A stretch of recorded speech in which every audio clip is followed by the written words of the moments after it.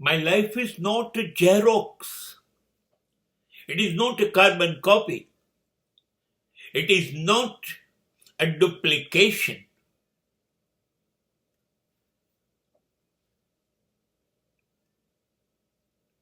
એકનું એક જીવન,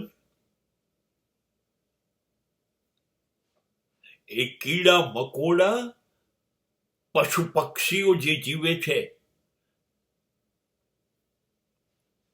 એ ઝેરોક્સ જીવન છે. અને પૃથ્વી પરની માનવજાત એ જ કરી રહી છે. એ જ જન્મ લો, ભણો, પરણો, સંતાન પેદા કરો, પૈસા પુષ્કળ કમાવો, સંપત્તિ ભેગી કરો, ઘરડા થાવ, મરી જાઓ. આ તો કૂતરું પણ કરે છે, કબૂતર પણ કરે છે, કીડી પણ કરે છે. ચગદાઈ જાય છે ને પગ નીચે. એની સામું જોનારું કોઈ નથી.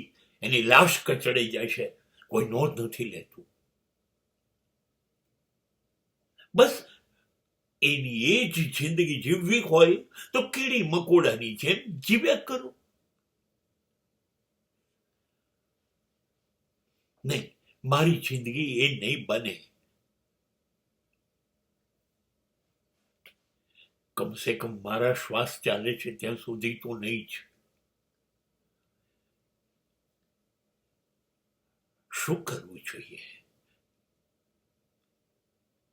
રોજ મારી જિંદગી ના પ્રેમમાં પડી જવાય એવું કરવું જોઈએ.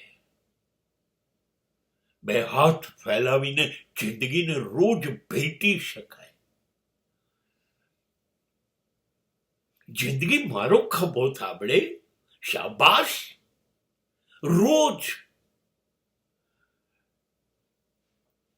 અને હું રોજ રાત્રે થાક્યા પછી જિંદગીના ખોળામાં મારું માથું મૂકું અને નિરાંતની ઊંઘ મને આવે. અને ત્યારે મારા વાળની અંદર જિંદગી એ કોમળ આંગળીઓ ફેરવતી હોય, જાણે હાલરડું કેમ ના હોય. એ ક્યારે થાય? એ રૂટીન લાઈફમાં જિંદગી નહીં હોય. એ વિવેકાનંદની, શંકરાચાર્યની, રવિન્દ્રનાથ ટાગોરની જિંદગી હશે.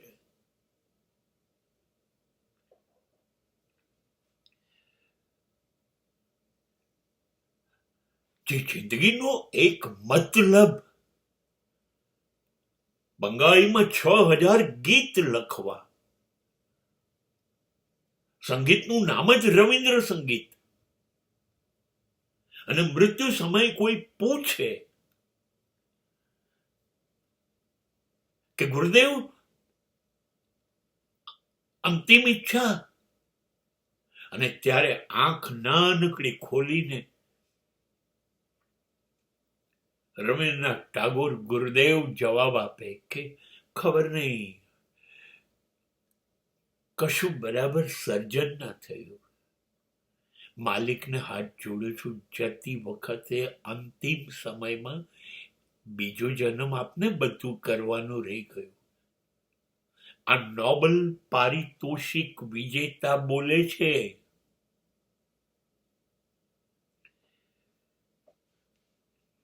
ગીતો, નાટકો, નવલકથાઓ આ લખવું એવું નહીં. શ્રી નિકેતન અને શાંતિ નિકેતન જેવી વિશ્વ પ્રખ્યાત યુનિવર્સિટી સ્થાપ્યા પછી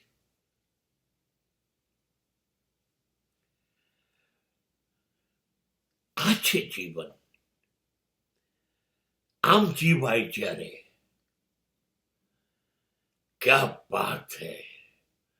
તમે રોજ પોતાની જાતને કહી શકો શાબાશ. તમને રોજ સંતોષ થાય. રોજ નવું નવું નવું ઉમેરતા જાઓ.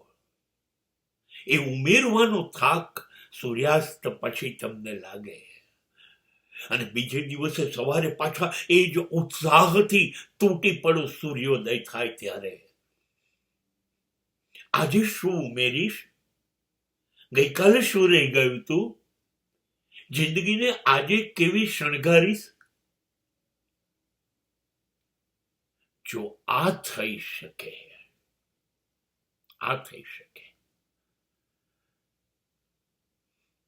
તો જિંદગી એ મળેલો અવસર આપણે નિભાવ્યો અને જઈને સર્જનહાર સામે ઊભા રહીશું ત્યારે કહી શકીશું, જોઈ લે તારો દીકરો છું કે નહીં.